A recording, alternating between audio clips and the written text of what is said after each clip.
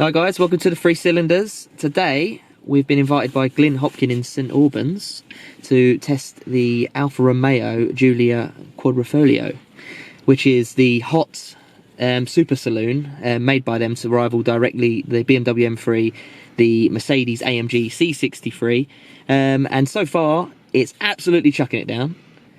So we're a bit nervous about driving. A little bit, yeah, especially as this car has got 503 horsepower under the bonnet, 2.9 litre V6, and it's very eager to go, isn't it? So yes, it's 0 to 60 time is 3.9 seconds. We need to be very careful today, I think. Yes, and unlike its German counterparts, it will go on flat out to 191 miles an hour. No limitations. No limitations like the German opposition, so to speak. The Italians don't care. They're just so power.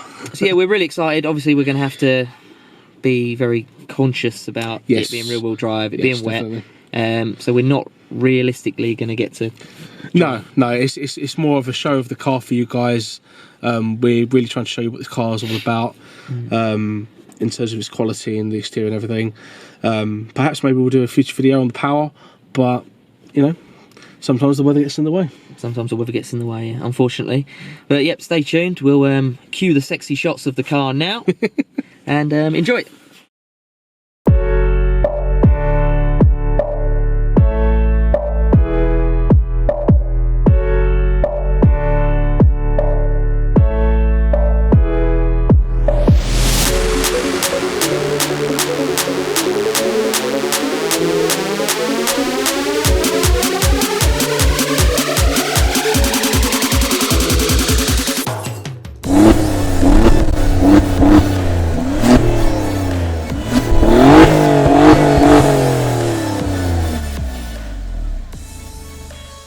So for those longer car journeys, there are plenty of storage options in the Quadrifoglio.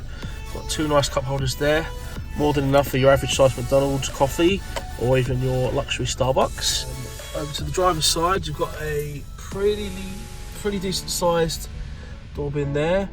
Probably not enough for maybe a 1 litre bottle of water, but still, there is an option in the centre console here. If you put under the centre console, where you can store plenty of snacks. Possibly maybe a 500 milliliter bottle of water, but not quite the full 1 litre. So that might be a slight issue, but not too bad.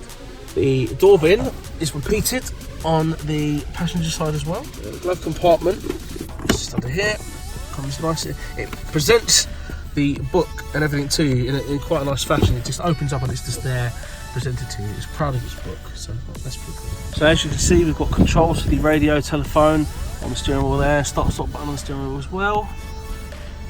I'm guessing that's going to be the cruise control. We've got some very nicely lit dashboard elements here.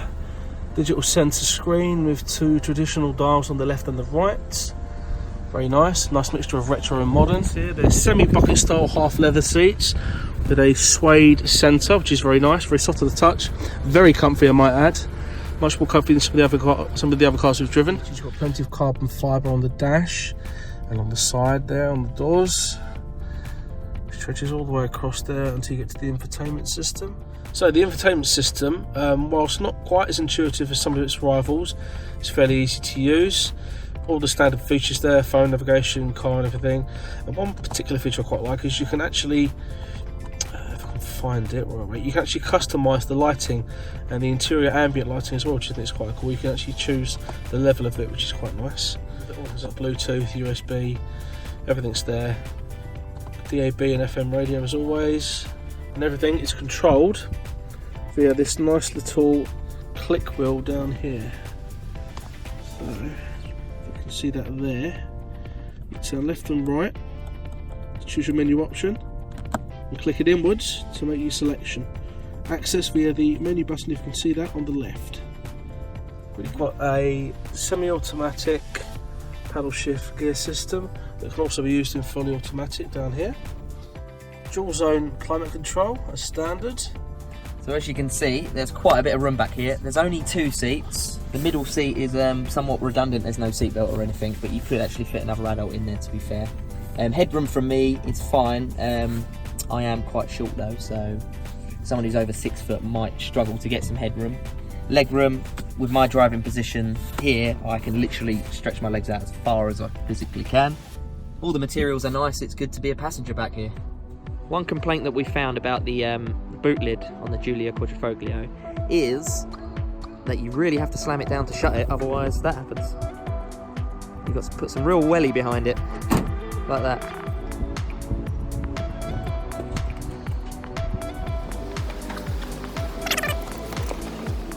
See if I can shut the boot. Bye-bye, Matt. Bye! Oh! So, I'm stuck inside an Alfa Giulia Quadrifoglio. What would one do in such a situation? Well, lucky is that there is an internal release catch. So, if you are, if you are ever kidnapped by an Alfa Giulia Quadrifoglio owner, you can get yourself out quite easily.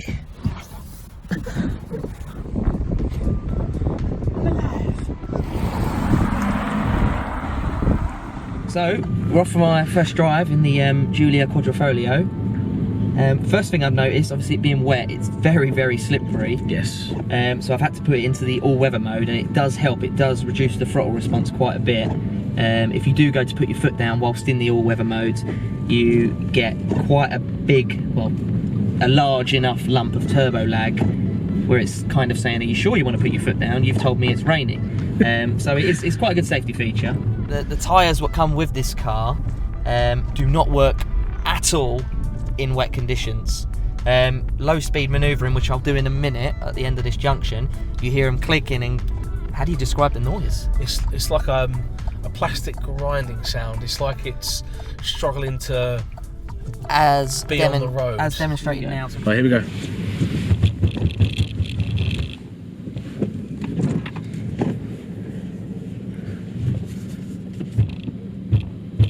Oh God, that sounds so bad. That's nothing to do with the car's mechanics or the suspension, that's purely the tyres. Yeah, they're great on dry, sticky surfaces. It'll be an absolute track destroying monster with those tyres on.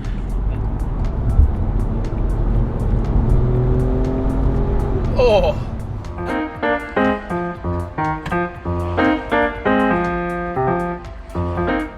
Oh, it's nice and smooth to drive.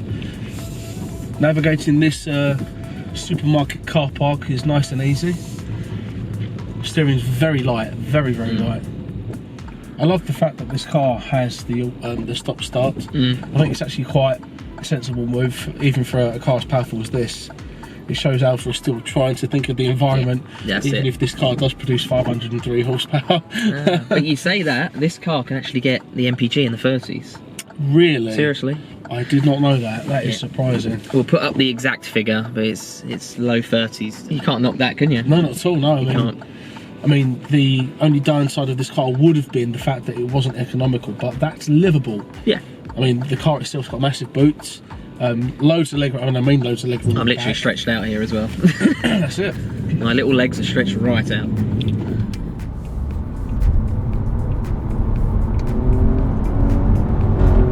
Oh, yeah, that exhaust fart then. Yeah, boy.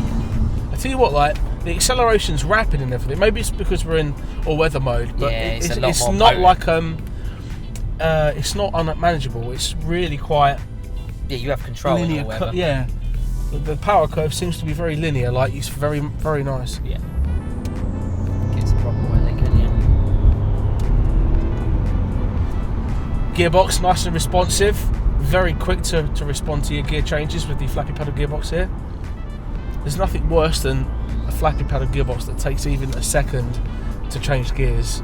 You want that gear change to happen as soon as you've clicked the paddle. Do you know what I mean? Yeah. Like, you want it instant, don't you? Yeah. Nice and snappy. Otherwise, you might as well have a manual. That's it. You know, you want to be in control of what's going on. Yeah. But with this, if I put the foot down, click, done. Yeah. And it's like literally milliseconds after. Yeah. You don't really notice the difference, do you? No, not at all. The steering's nice and light. As I said, in the the Tesco car park, it was nice at slow speeds, and even at high speeds here, it's light, but at the same time it's firm enough to make sure you don't oversteer, so you don't point the car in the wrong direction accidentally. Feels direct but confident, doesn't it? Yeah, that's a good way of putting it. Direct and confident. Kind of. You don't really have to give it too much steering, but at the same time, there's enough. If that makes sense. Oh, I love that rasp on the exhaust. Brakes, very good. I tell you what, when I put my foot on the brake there, it stuck the hazards on for me. Yeah, that's a It's a nice little safety feature. Yeah. I know a lot of Fiats do that as well. They do, yeah. I've seen it on the Fiat 500. That's great. That's great on a motorway, though, isn't it? If you've got to make an emergency stop, the first thing you do naturally is go hit the hazard button, but you don't have to do it in this car. Yeah, that's it. Keeps your hands on the steering wheel. That's it. It's safe. Yeah, it's good. It's like one of those unwritten motorway rules, isn't it? Yeah. You put your hazards on if there's a danger ahead. Yeah. So if you have to brake in this thing, it does it for you. That's very good. So we're currently going down this country road at about 40 miles an hour at the moment, so nice and sensible for a wet day. And I must say the suspension's actually very nice. It's very soft. Yeah, it's not a bad experience. No, not at all. I mean, a lot of sport suspension can be very stiff. I mean, it can be quite punishing to your spine, for example. But this is actually very nice. And this road isn't the greatest either. It's there's a fair few dips and bumps in the road, the odd pothole. It's not great. It's but no, the car handles just fine. It's really actually very pleasant to drive, considering it's 191 miles per hour top speed vehicle. You know, it's not a Ford Edge. It's not like a comfortable luxury, you know, urban cruiser. No, it's you know, again what Matt just said, how comfy it is. It's hard to believe that this car could do 190. I know. It really is. I mean, this car has got its faults.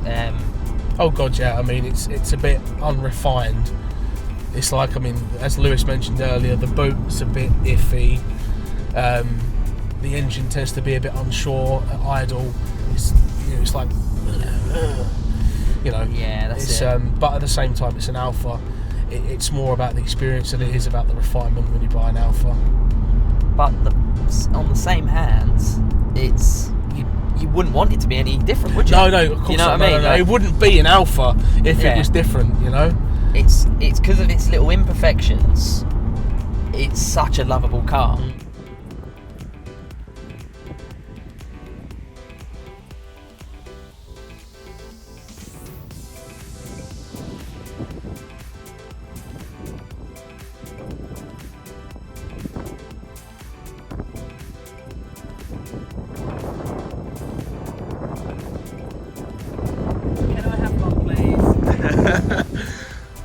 If we pour our resources, maybe. Good car.